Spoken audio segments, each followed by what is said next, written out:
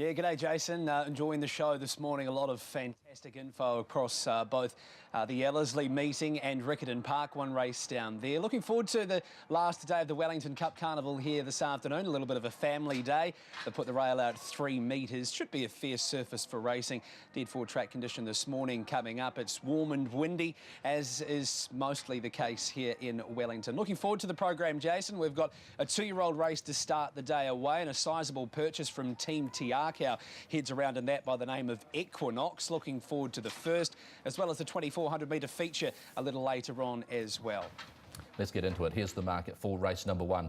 Jamie Richards pretty keen on Equinox and is $1.90 as a colt by Exceed and Excel, and our Alabelle, who herself was an excellent filly, Sir Peter Valapancaro stud horse. Our Alabelle $3.50, Glinda Goodwitch and Cinzento at $3.80. Much money, much action here, Steve, to open the program at Trentham?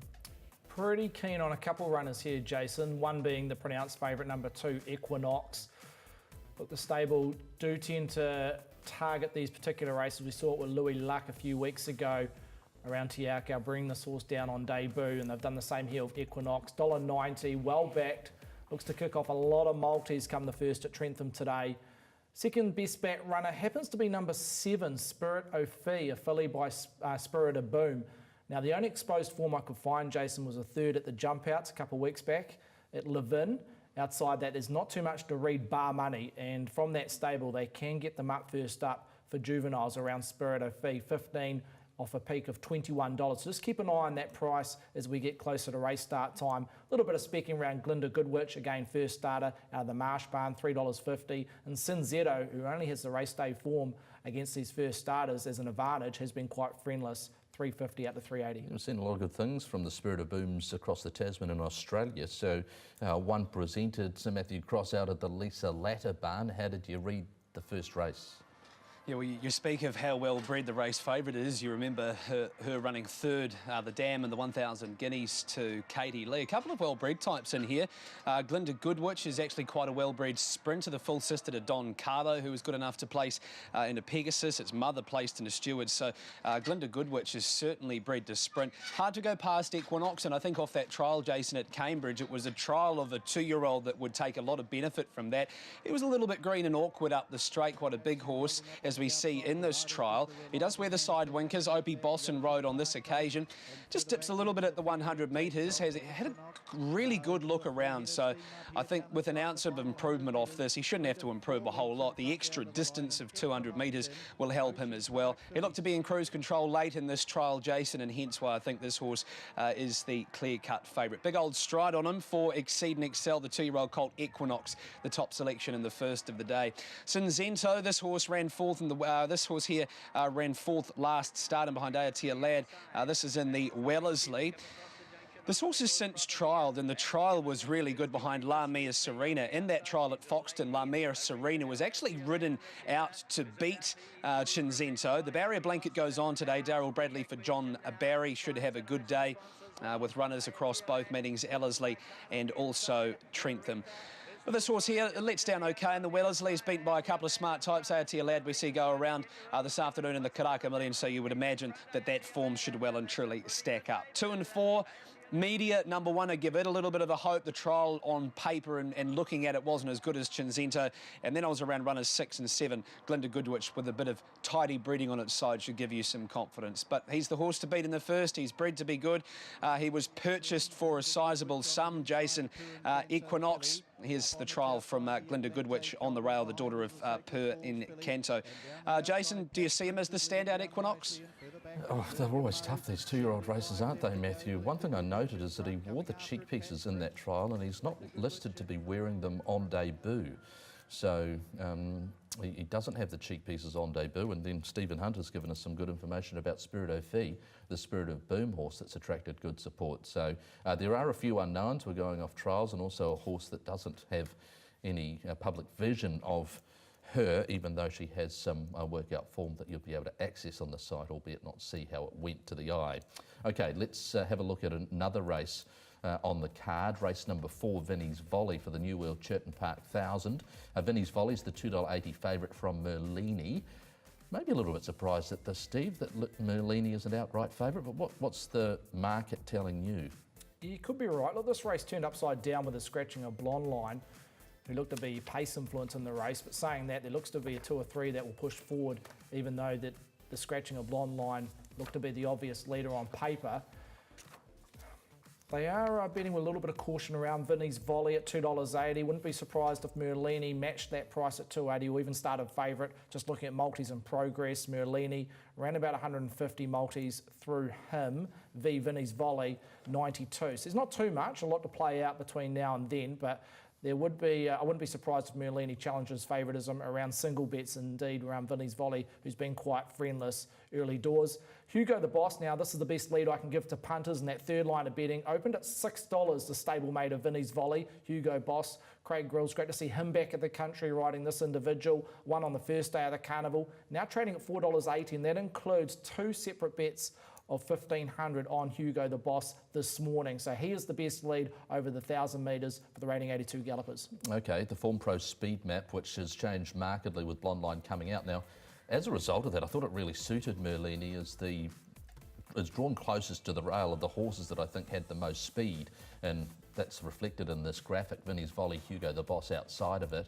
Is that how you see it, Matt, that Merlini will be ridden for speed, find the rail, and it's up to Rosie to rate him? I think so, and that's going to be, that point that you talk about, rating him is going to be the most poignant part of the race, because there is the potential that it may have Vinny's Volley outside of it, and then Hugo the Boss maybe 3 wide or just in behind those two with a little bit of cover. If she's able to rate it, then I think that Merlini will have too much speed in his legs over the last couple of 100 metres. Classy horse at best, and when he finds himself on speed, Merlini, the son of I Am Invincible, it's going to take a pretty decent horse to run him down today. I think he's been a winner here over 1,000 metres. He had the better of Vinny's Volley on that day, but she has the benefit of a 1.5 kilo pull on Merlini. Here's Hugo the Boss winning here over 1,200 metres. Chris Johnson rode on this occasion Hugo the Boss, the first of 2 in the race for John Barry. Craig Grylls rides today. He's got a really handy book. He rides Fictitious a little later on in the program. He's got Equinox in the first, so if you're backing Jockey's Challenge, it'd certainly be worth a bet. But the 1,200 metres, he took all of the 1,200 there to run them down, did Hugo the Boss. He'll be wanting a little bit of speed on today. But I'm with you, Jason. I think that Merlini now maps forward. If Rosie's able to find the rail with him, I think he's a different horse when he's in front. The 1,000 metres is certainly going to suit. He's the horse to beat, and I get a little bit of confidence out of what Stephen had to say as well, that he may potentially start equal favourite, if not better. So we'll go with Merlini in race number 4. Oh, I just think he actually might be too fast. The more I look at it with Blonde Line out, I think he's an outstanding bet. Positive ride, Rosie Might. It's only 1,000 metres, just let him go. We know how speedy he is. He's won at Trentham before, over 1,000 metres, and that was about a year ago. He was very green that day. It wasn't an easy ride for Jordan Nason. I think he's possibly come on a little bit since then, and you touched on the fact that Vinny's Volley was in that race, and Merlini has to concede a little bit of weight a year on, but looks a good bet to me. Anyway, we're going to another race on the program. It's the 5th, the Summer Cup, brought to you by Kamada Park. I suppose it's the best race on the card in many respects. 2 Real Beats, $3.10, has been a revelation, the daughter of Nadine, the last couple of starts. Shad Secrets won 2 starts ago at Whanganui, and look, the race just wasn't run to suit last time. You've got Johnny Lincoln at $4.80. Any leads for us here, Stephen Hunt? Overall, pretty solid market. Real Beat, Shared Secrets, both of them 5-year-old mares. Open 3:30 each of 2 on Thursday when betting commenced for the Kamada Park Summer Cup. Real Beach now standalone favourite, $3.10, so a slight shortener there where Shared Secrets holds that opening line of $3.30. Johnny Lincoln, bit of a move here, $6 into $4.80. 1 win from 29 starts, so the strike rate not flash, but punters willing to have another crack here over the staying trip on Johnny Lincoln, $4.80. And the rest from Zach Brown down have been quite friendless and notable drifters, including Off With Her Head and also Italian Lover. So best lead is Real Beach. Maybe that's on the back of winning 2 and looking for a hat-trick, and punters just reinvesting on what she's done to them in the last 2 to 3 weeks. These races, boy, the speed map's so significant, but they're not easy to map before the race. Obviously, if you could bet in running, then you'd be loving it on the line. But Zach Brown of Rajanator and Italian Lover, sort of the horses that Form Pro suggest might be able to go forward. I wouldn't be surprised to see Robbie Hannam being positive on Johnny Lincoln as well. And Zach Brown and Johnny Lincoln, the horses that I thought might be there. How about for you, Matthew Cross? Just about thought about taking the field job and the quaddie, but that sounds a little bit too easy and lazy, doesn't it? We'll try and single a couple out for you here. The horse that we're going to highlight in the video, Jason, is Real Beach at its most recent win. We'll take you back to its Awapuni effort, and this was over the 2100, steps up to 2400 metres today, and I feel as though the way that Real Beach ground to the line here, beating home All in Stitches, whom it beat the start before that, the 2400 could well and truly suit today. Has barrier number 1 with the scratching of St. Kitts. The weights, well, everything's carrying lightweight just about. And it actually showed a little bit of a turn of foot halfway down this horse and really sustained that to the line, Real Beach. So gives me a little bit of confidence coming in today, but I think that Shared Secrets is certainly worth a look. The Mark Ulligan trained runner, of course, 7 days ago was training the winner of the Thorndon on this track. Craig Grills does the riding of that one. Another handy ride for him through his book of rides this afternoon. Off with her heads, Njate Moki for Tracy Bliss, was a good winner a couple of starts ago. First run and second run in ratings, the 2 runs in rating 72 have been okay. The other one I liked here was Zach Brown, a son of Zed. I was keen on this horse 3 or 4 starts ago over the 2100 metres. I'm just wondering up to 2400 today if that will suit him. But it may well be a circumstantial finish, Jason. It'll be a circumstantial speed map in terms of how the race does unfold. I think if you can find the right horse up on the speed that gets things its own way, then you will find the winner. But a little bit of a move around Johnny Lincoln would give you some confidence, but doesn't have the best winning strike rate. But as you say, these 2400 metre races are very tricky. In terms of our quaddie bets today, though, we'll be taking very much a spread. Yeah, coming back to it, I suppose in many respects, Real Beach, with the scratching of St. Kitts, there's a compression of weights, which is massively suitable for her and goes against a horse like Shared Secrets, who she beat fairly and squarely last start and gets a weight swing in her favour. So it's an intriguing contest as a result of St. Kitts coming out and obviously at acceptance time, compressing the weights, and it's a 72 that Real Beach comes in off the minimum for and has performed better. So interesting. All right, let's check out the market for the New World Hutt City 16. It's race number 7, When Harry Met Saddles, $4.40. And my word, I was impressed with him last start, Stephen Hunt, when against, in many respects, the prevailing track pattern on the day was slow away, came wide, and blew them away in the finish. He's put 2 on the bounce now, and that win at Stratford on the eye was very impressive.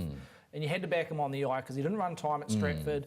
He did that again at Trentham. He's in a big imposing type by DeCash, a 4-year-old gelding. And look, he's the kind of horse that will appreciate Trentham, the long, roomy straight. Has he been a bad result for you the last 2 starts, or has he been okay? Has there been a bit of money for him?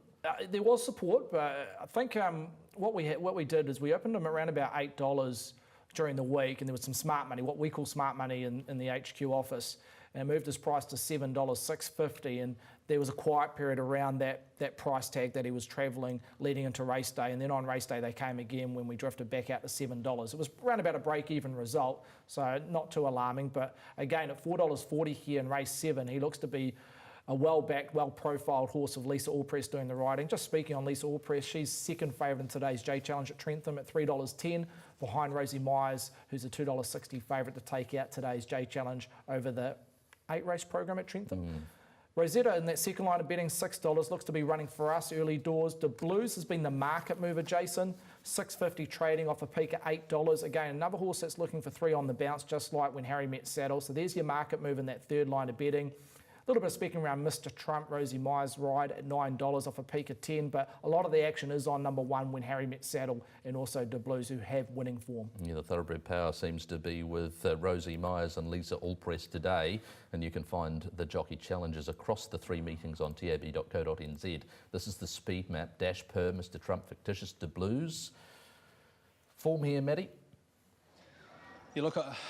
I'm not willing to give up on Fictitious off 1 failure to the races. I see she just drifted a little out from her opening line of $9. It's got a positive barrier draw. It's got a horse to the inside of it that has been well backed, as we heard from Stephen and De Blues. She was very good a couple of starts ago over further Fictitious. She then went to T Rapa and ran in behind the Good Fight, who goes around in the first at Ellerslie today. And I know they've got a stack of time for that horse. Fictitious, I think, is a bet for me in this race, Jason, from its positive barrier draw back to 1,600 metres. Lisa Latta knows how to freshen up a horse in that state, so I take a lot of confidence out of her in the Waikato stud colours, and I'll be willing to have a small bet on her this afternoon, Fictitious, in race number 7. There's a big respect factor around When Harry Met Saddle under the 60 kilos. This horse is a bit of a brute, and Lisa Allpress takes the ride today, so we know that the horse is going to find its way into the right spot. But I just think in terms of pricing here, Jason, that Fictitious is definitely worth a little bit of a play. De Blues are put in the mix as well as runner number 6, Dream Dancer, who meets When Harry Met Saddle 3 kilos better off than their last start, where it was beaten 3 3/4 lengths. But I think she's a smart enough mare, Fictitious, and I think we'll take a fair idea out of how the races are unfolding during the day as to whether there's a little bit of an on-speed bias, and if there is, then I think that would suit Fictitious down to the ground around $9. $100 strategy today. Fictitious will be a part of that. I'm going to start things away with a $50 multi in the first of the day with Equinox. And I'm going to run that through my best bet of the day, Cotton Eva, in the last race on the program. That's race number 8. She will wear the Hogan colours. Timothy Johnson does the riding for Alan Sharrock, as he did last start and 2 starts back where it was beaten less than 3 lengths off When Harry Met Saddle. So if When Harry Met Saddle wins again today, more confidence around it. I'm going to take a $25 straight trifecta in race number 4.